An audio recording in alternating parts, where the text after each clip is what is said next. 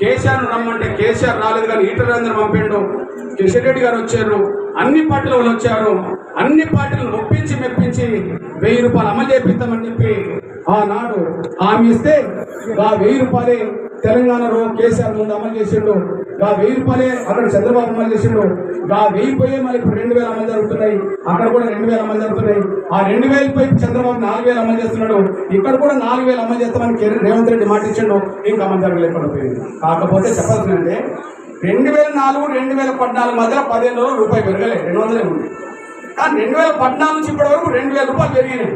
ఇప్పుడు మరో 2000 పెరగడానికి అవకాశం లేదు. దాని గురించి మనం కొట్లాడతాం. అంటే ఇంత పెన్షన్ పెరగడానికి కారణం ఏంటంటే ఎంఆర్పిఎస్ మాత్రమే రోడ్డు మీదకి వచ్చి పెన్షన్ కోసం కొట్లాడింది.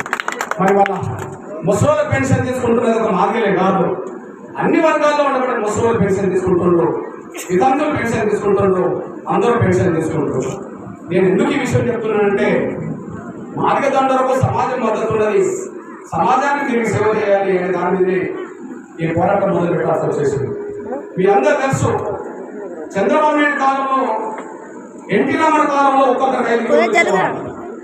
ఎన్టీ రామారావు కాలంలో తెల్ల రేషన్ కార్డు బియ్యం కొట్టమే 5 కిలోలు ఇచ్చేవాళ్ళు.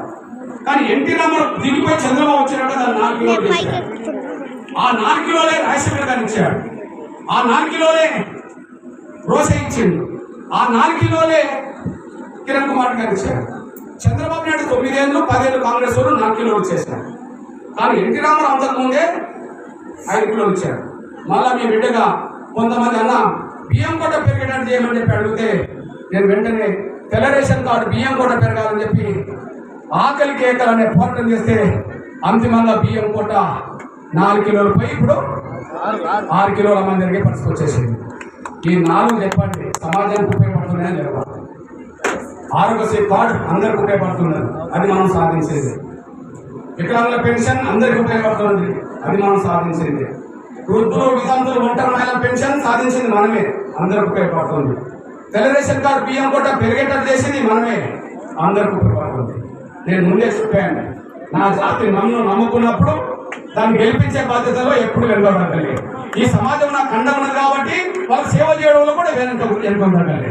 ఈ 2 విషయాల సాక్ష్యంగా ఈ ఉద్యమం నడుపుతున్న సమయంలో రాబోయే రోజుల్లో ఖచ్చితంగా పేదల కోసం ఏ పోరాటం చేసినా, రాజకీయంగా ఏ నిర్ణయం తీసుకున్నా, దురదృష్టవశాత్తు రాజకీయ పార్టీలు రాజకీయ నాయకులు అలివిగాని హామీలు ఇచ్చి ఎన్నికల్లో లబ్ధి పొంది ఆ తర్వాత వాళ్ళని పట్టించుకోకుండా పోకదా పెడుతున్నారు. అట్లా కాకుండా ఏ ప్రజలకైతే హామీలు ఇచ్చిందో ఆ హామీలను అమలు చేసే దిశగా మీ బిడ్డగా మన మార్గాల కోసం, పేదలందరి కోసం భవిష్యత్తులో పోరాటం చేయాల్సి వస్తుంది. ఆ పోరాటానికైనా రాజకీయ పోరాటానికైనా మీరు నాకు అండగా ఉంటే ఇంతకంటే 100 రెట్లు మన జాతీయ సమాజాన్ని బాగు చేసుకోవడానికి అవకాశం ఉంటుందని కూడా మర్చిపోవాలని సాయం కోరుకుంటూ, ఎప్పుడన్నా ఏ నిర్ణయం తీసుకున్నా, ఏ పిలుపునిచ్చినా మీ బిడ్డగా జాతి కోసం నేను పిలుపునిస్తా, ఈ సమాజం కోసం పిలుపునిస్తా. మాదిగల కోసం 30 ఏళ్ళు నడిపాము కానీ ఎన్నో తగ్గలేదు కదా, సమాజం కోసం ఇన్ని సాధించి పెట్టాము కానీ మనం ఇంట్లో పోసుకోలేదు కదా. కాబట్టి భవిష్యత్తు రోజుల్లో మాదిగల కోసం, సమాజం కోసం ఏ నిర్ణయం తీసుకున్నా, ఏ పాఠం చేసినా మీరు అండగా ఉండాలని మాత్రం సభ్యులను కోరుకుంటూ, అన్న మీకు మేము భవిష్యత్తులో కూడా అండగా ఉంటామన్న వాళ్ళు మాత్రం ఒకసారి చేతులు ఎత్తాల్సిందిగా నేను కోరుకుంటున్నాను. ధన్యవాదాలు.